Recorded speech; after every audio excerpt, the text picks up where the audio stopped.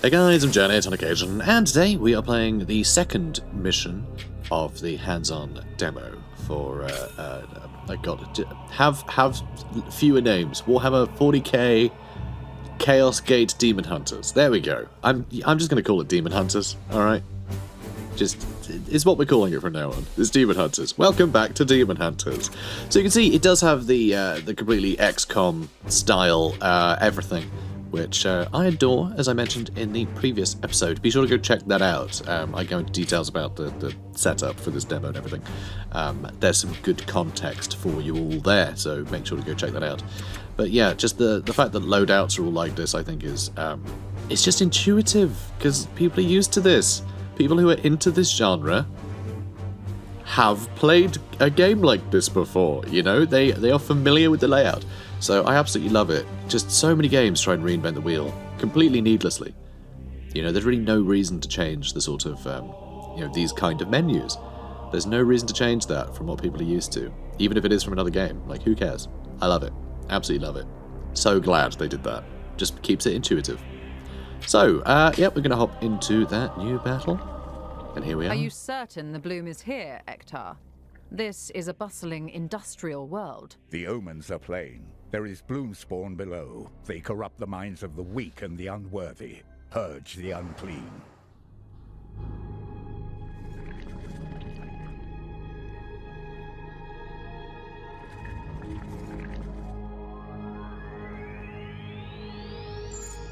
So see, this one is a very different looking map, and there is a lot more sort of nurgly stuff around the place, a lot more sort of nurgly detail, especially as you get deeper into the map, which is very fun. So we have to seek and destroy the bloom spawn, which of course we were trying to find bloom seeds before. So I can only assume that some of those seeds have been planted, and that we need to burn those out. I'm with you. And of course I am running as far as I can get. Well, Yes, sir. basically as far as I can get. Remember, I am on a time limit with this gameplay demo. They could have told me that I had to stop playing at any moment. Okay, at this point I had hours left, but you know, I didn't know that. I didn't know how long this was going to take, so I'm rushing.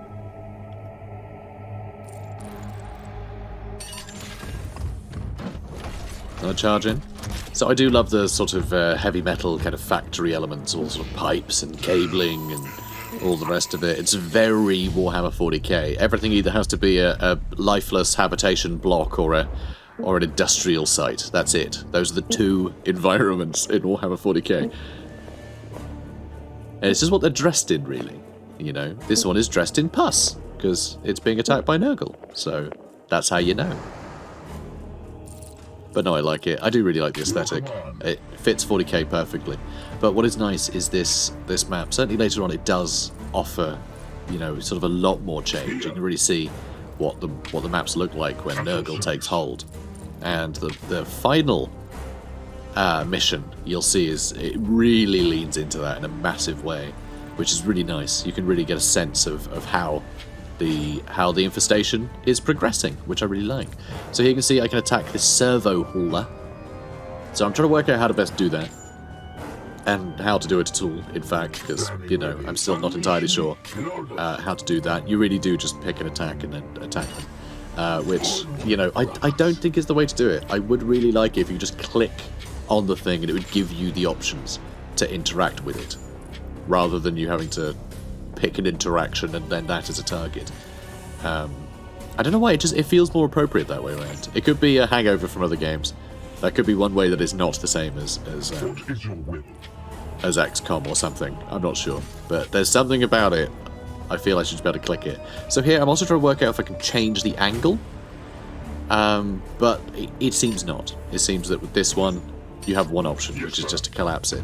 Which is a bit of a shame, because it's something that can obviously rotate, because it's, you know, it's a crane. But no, we can't do that with our gun, apparently.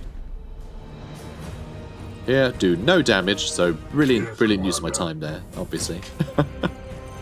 Definitely going to make the Emperor embarrassed if he sees what his kids are up to. So uncovering more patrols there.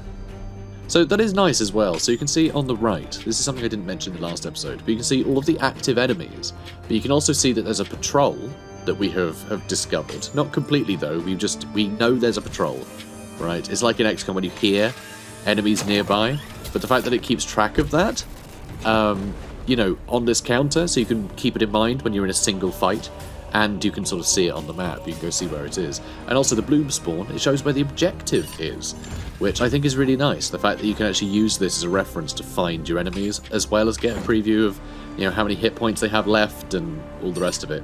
It's really nice. Also, I believe, so I did mention in the last episode that you can get willpower for killing enemies, and I believe that is what this is previewing here. So I think it's saying that these are the enemies that will reimburse you that. So it means you actually get some strategic element there where you go, okay, well I've just used a bunch of willpower with this character, and I'm going to need some willpower back if I want to use those moves again. You can actually decide who you want to give the kill to. And that's not really something that we see a lot in strategy games, where you actually sort of want to incentivize killing people with the correct character.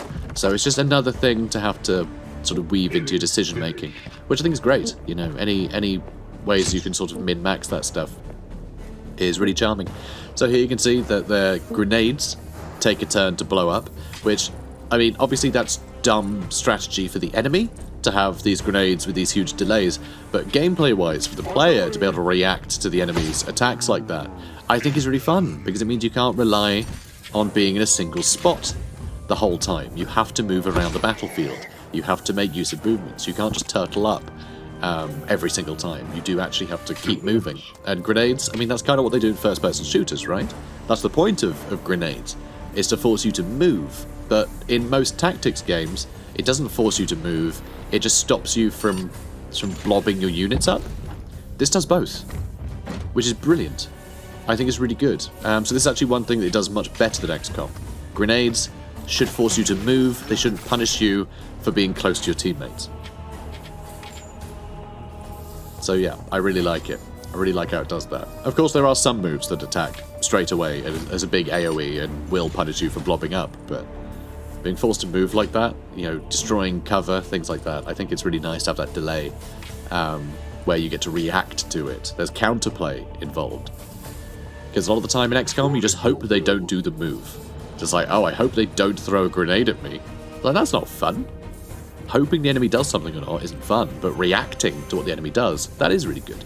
So, again, I love these little tweaks to the formula this game is doing. You know, they're really building on I don't know, like the expectation. Because, I mean, so much of this game just presents itself as being Warhammer XCOM. So to actually evolve the formula beyond that in pleasing ways, and gearing the gameplay towards actually being aggressive, it does a great job. Really intuitive, but manages to give it that Warhammer twist. But you know, with the gameplay, not just with a lick of paint. It's very impressive.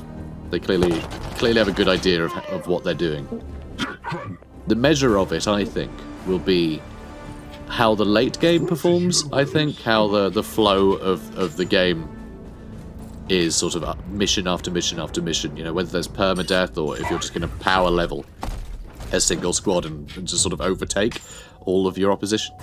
You know, if the different skills your guys have, if there's just like a very optimum way to do everything, like a single correct answer or not. It's going to be those things that I think are going to be the real testament of this game. But just as a broad strokes look, you know, from this demo, yeah, there's some great decisions that have been made here that have me incredibly excited to get my hands on the final product. Also, a lot of stomping. Gotta love the stomping. So, I cleared out those guys, and now I'm headed for the objective. I'm also, I'm basically running directly towards the objective, but you can see I have bumped into that patrol again.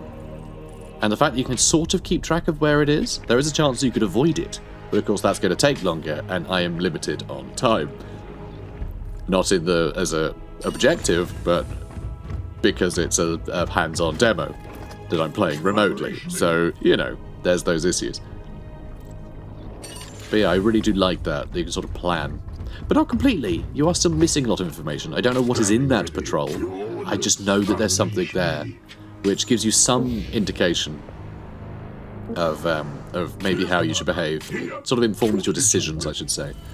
It lets you inform your decisions, but it doesn't give you perfect information.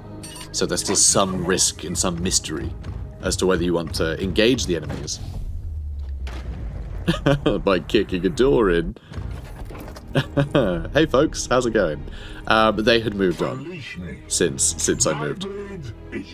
But that's okay. Oh, also another thing, you can see on the side, your different characters. You can press tab to switch between them, just like in XCOM. Again, a lot of things they've just lifted from it, and I love them for doing it.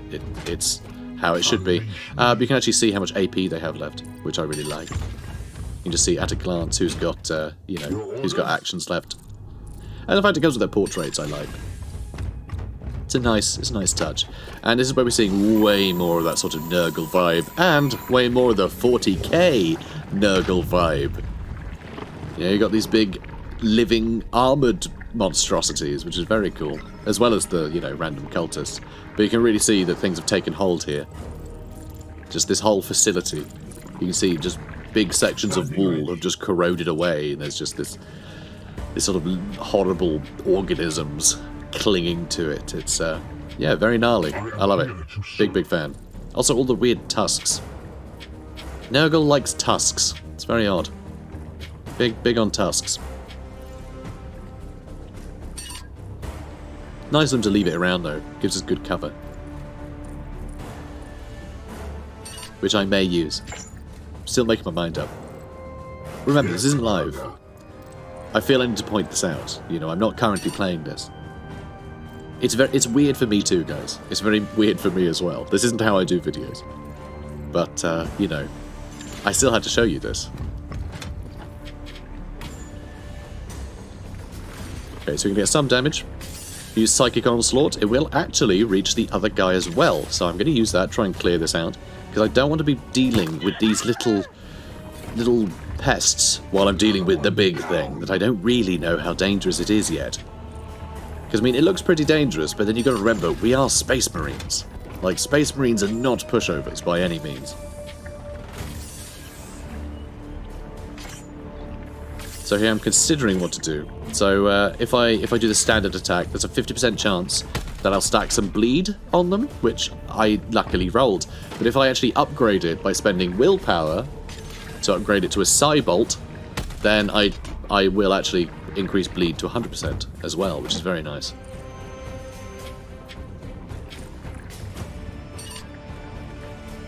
So I'm going to move in. Oh, and you can see, of course, this can get blown up. So I haven't really been using a lot of the environmental... I don't know what to call them, really. What should I call them? Environmental... tools? Something. So he just popped. That's a good sign. But yeah, hazards. Environmental hazards, I guess, is probably the best way to describe them. I haven't been using a lot of them, but I really should. It is a fun thing to use. They're very unique. And again, something that XCOM didn't really have in a big way. So it is really nice to see that increased, especially in such a hazardous, horrible world as, setting, universe. As sort of 40k, to have all these like big industrial things and plasma barrels and all the rest of it. Yeah, it's just rife for stuff exploding. Nothing is particularly safe. Working conditions are not safe. Nothing is safe. Everything is rife for exploiting. If it means killing your foes, and I think that's really fun. Actually, that's another thing I find very funny. That you just stab them horribly and they just bounce right back up. So enthusiastic. Then I guess that's Nurgle for you, isn't it? They all just want to love you. They just want to spread Papa Nurgle's gifts, don't they? You can see there's some pretty gross things going on there. So I wasn't sure if that big thing was the bloom spawn, and the bloom spawn icon there is just pointing to the correct room. I wasn't really sure what to expect there, but yeah, you can see everything's a bit gnarly. So, moving up.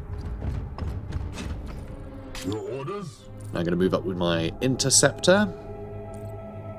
I really do need to get used to different classes.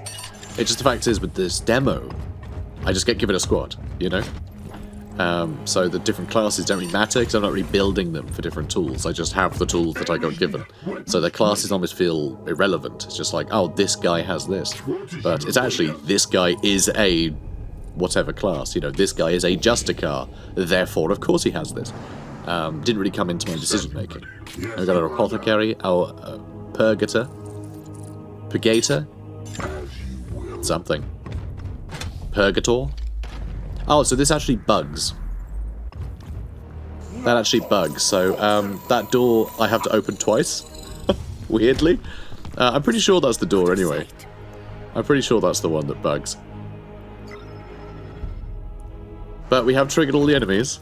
And yeah, see that the door's still open? So that does go a bit wrong, but it's okay. It doesn't impact gameplay at all. So I'm going to move to heavy cover.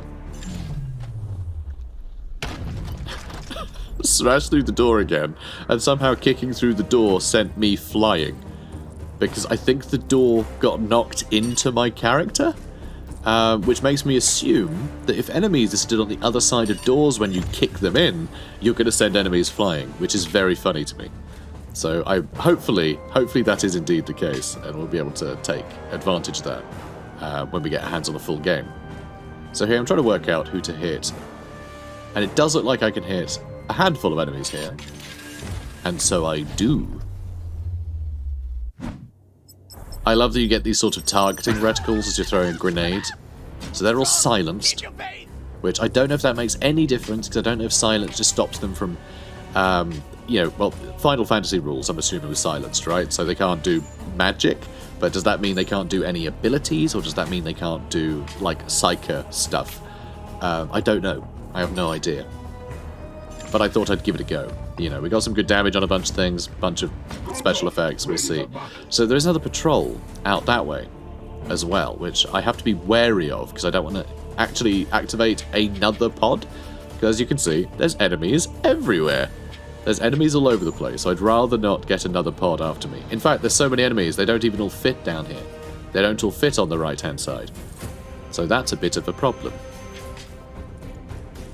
Oh, and of course, one thing should be mentioned, it's the turns aren't mixed. I mean, you've noticed this, I'm sure. But this is how I prefer strategy games. I like it when your entire team has a turn, and then the enemy's entire team has a turn. I hate sort of having to juggle between... like, I like being able to just figure out what I want to do with all of my guys, one after another. I can string together different effects. I can sort of have one character line up something for the other. I prefer that sort of gameplay in tactics games. Rather than tactics games that have all of the turns mixed together, because I find I'll try and line something up, and then the enemy that I had all lined up to do something with wanders off. I don't really like that. I don't like having to account for that. I feel like it's a, you know, I don't know. I don't like it. I guess it's just down to personal preference. I'm not sure why I don't like it as much, but I prefer having all my guys have a turn at once. Also, I think it leads to more tension. When it's the enemy's turn, because if you have a bad turn when you're not really able to do a lot and you uncover a lot of enemies, then suddenly, you know you're going to be in for it on their turn. There's going to be so many actions being done by them, it's going to get real daunting. And you're going to constantly have an eye out on, like, you know, just hoping that a few of them are going to line up just right to be able to hit with something big. So I kind of enjoy that more. You know, if everyone's just going to take turns, like, all mixed together, it may as well be a real-time game. May as well make it real-time at that point. So this actually had me quaking in my boots, because again, it's the enemy's turn. I don't know if the patrol on their turn is going to move closer to that room and see me through that now giant open door. So the fact that they're all getting a turn at once has been really tense, and I really like that. So something exploded over there, and I'm not sure why, but I'm cool with it. So yeah, it's still the enemy's turn. I think it might be doing the patrol. So you can see the cultists aren't immune to getting plagued. Whether or not that is actually a negative thing for them or not, I have no idea. And again, here we've got the grenades. I love the grenades. I think it's a really nice touch. There's some really good design choices in here. You know, these are choices that I would make, I think, if I was making a game, and happen to think of them. You know, I'm not a game designer, who's to say that I'd come up with this stuff, but yeah, these feel intuitive to me, these feel positive, which I like. Obviously, you know, it's why I think they're positive, is because I like them. I am also very intuitive like that. So here, I am wary about running out too much, given everything that's running around. And here, I'm pretty sure... Oh, I can hit them. So I was really wary here. The biggest thing that I was worried about is if I go behind heavy cover there, will that block my own line of sight or not? And luckily it doesn't, which I think is very good, even though they're very close behind that cover. It does take into account that you step out of cover and shoot, which is really good. Some strategy games don't do that. So again, another point in the favour of this one. It's intuitive. It gives you the benefit of the doubt when it comes to attacking your enemies, which is very nice. I know, it's a simple thing, but it goes a long way. My blade is yours. Goes a long way to just making the turns play out as expected. It stops you from putting your troops into a position that communicates that your troops are stupid. Because that, I find, is often the case in a lot of strategy games, where information is kind of hidden. You can end up putting, you know, your super awesome commando guy into a position where he's completely ineffective. Be like, well, okay, I wasn't sure that he wouldn't be, but I feel like the guy that I moved would have known that that was a stupid place to stand. You know? I feel like they would have had the situational awareness that I didn't, you know, that the game didn't provide me with in order to avoid being in that situation. But this game seems to just, yeah, give you the benefit of the doubt, so I never feel like these Space Marines are idiots. You know, even when I do something that probably isn't the smartest thing in the world. It's good. It's good. So I'm also here wondering, do I run in to get away from the door? If I cross the door, is that other pod going to see me? I mean, I have no idea. I have no idea at all. Though, if anyone was going to wake up that other pod, I'm glad it's him, because he's obviously got that big AoE attack, where he can just swing his halberd around and murder everybody. So, you know, that I'll take. So here, I decide to just whittle the ones on the outside, and hope for the best with the pod, and continue to try and move around. So also you may have noticed that, hang on, I'm going to put it back a second. This appears to be destructible, so I'm a little concerned about that. So there's a lot of concerns. Because that's the thing, I don't know what the enemy's attacks are like or anything. I don't know how careful I need to be about the environmental hazards. I have no idea. But I'm risking it. A lot of it, I don't have a lot of time. And, I said this in the last episode, if there's something risky to be done in a game that I'm playing for the first time, I will take the risk. So that way I can see if the risk is justified, you know? Well, I guess if the fear is justified. Because if I get blown up, then screw it, whatever, I just started playing this game, I'm learning. I can use that experience later. Whereas, always assuming that everything is going to be a massive danger, without testing it, then I'm going to limit my options in later playthroughs, you know? So it's good to take the risks early. And so that's what I'm doing. So that way, hopefully we can all learn from them. And what I have learned is that most of the environmental things don't seem to get impacted by what the enemy are doing ever. They do really leave that to the player to do, which I like. And it seems to be the case anyway. I might be completely wrong. I'm sure when I get my hands on the full game and start playing, I'm going to get taken out by a bunch of the environmental hazards. Just by some, like, stray grenade or something. And then curse at everyone. Especially you. Yes, especially you guys. Because I'm sure you're going to be telling me in the comments, you need to be careful of those hazards. And I'm going to go, no, don't be daft. I always ignore the hazards, it's not a problem. And then Luke and Rao here, our interceptor, he's going to get blown up. And killed to bits. With the possible permadeath? I really have no idea if there's permadeath in this game. I think there are, because I mean there are other squad members in this demo. In our roster. So I'm pretty sure there's permadeath. Maybe corruption too, wouldn't that be cool? I have no idea if there is. But I feel like a game like Daemonhunters, there should be some corruption mechanic. If there isn't, I hope they watch this and go, Yeah, we should do a corruption mechanic. Because, yeah, I have no idea.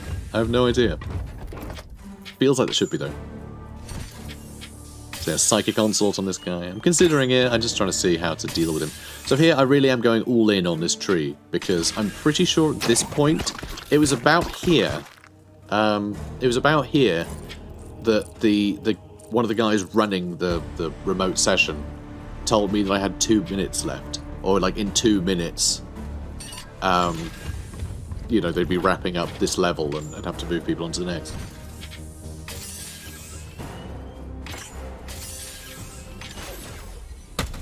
So yeah, I'm just going all in on that tree.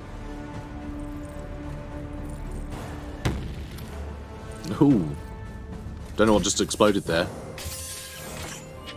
And so here, I decide to finish it off with the Force Halberd. So yeah, big Nurgle tree. It's super weird, isn't it?